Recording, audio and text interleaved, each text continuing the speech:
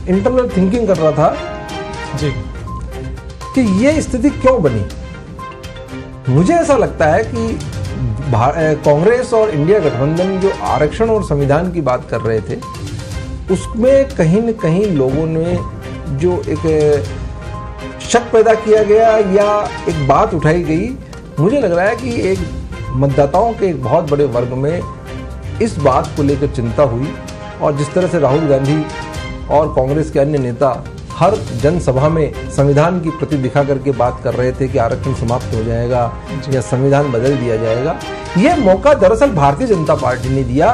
प्रधानमंत्री नरेंद्र मोदी ने विपक्षियों को ये मौका दिया। आप मुझे एक बात बताइए, जब तक घोषणा पत्र नहीं हुआ, जब तक घोषणा पत्र सामने नहीं आया, तब तक मोदी ये कहते रहे कि बड़े निर्णय होंगे, तैयार रहिए, बड़े निर्णयों के लिए तैयार रहिए। जबकि हमने घोषणा पत्र उनका देखा तो एक भी वादा उसमें ऐसा नहीं था जो नया हो, जो लुभावना हो। अधिकतर वादे जो एक फिशी थे, one nation one election, UCC या इस तरह की बातें, जिससे जनता का डायरेक्ट सरोकार नहीं था।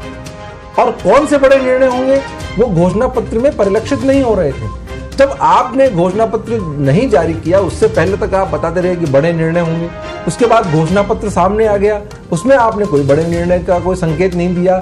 इसका मतलब हुआ कि आपने बड़े निर्णय की घोषणा आप कर रहे हो, घोषणा पत्र में बता नहीं रहे हो। इसका मतलब आपका कोई ना कोई हिडन एजेंडा है। और वो हिडन एजेंडा के बाद जब छूटी, उसी को विपक्ष ने पकड़ा और बीजेपी के कुछ लोगों ने इस तरह के बयान दिए कि 400 सीटें हम आने के बाद में हम संविधान बदलेंगे, धर्मनिरपेक्षता हटाएंगे। जब बात उन्होंने धर्मनिरपेक्षता हटाने की कही, पूरे चुनाव प्रचार में अमित शाह और नरेंद्र मोदी और राजनाथ सिंह जैसे बड़े नेता, जेपी नड्डा जैसे बड़े नेता हर सभा में लगभग स्पष्टीकरण देते रहे कि हम संविधान बदलने का हमारा कोई इरादा नहीं है।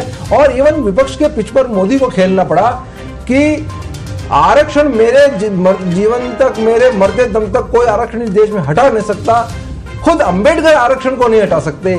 लेकिन मुझे लगता है कि गरीब तबके में जो आरक्षित वर्ग है, जो पिछड़ा तबका है, उसमें विपक्ष की बात, मोदी के बड़े निर्णयों की बात, बीजेपी के कुछ एमपीज की संविधान की में धर्मनिरपेक्षता हटाने की बात, और फिर कांग्रेस का बार बार ये कहना आरक्षण हट जाएगा, संविधान बदल दिया जाएगा, वो कहीं ना कहीं घर कर गई।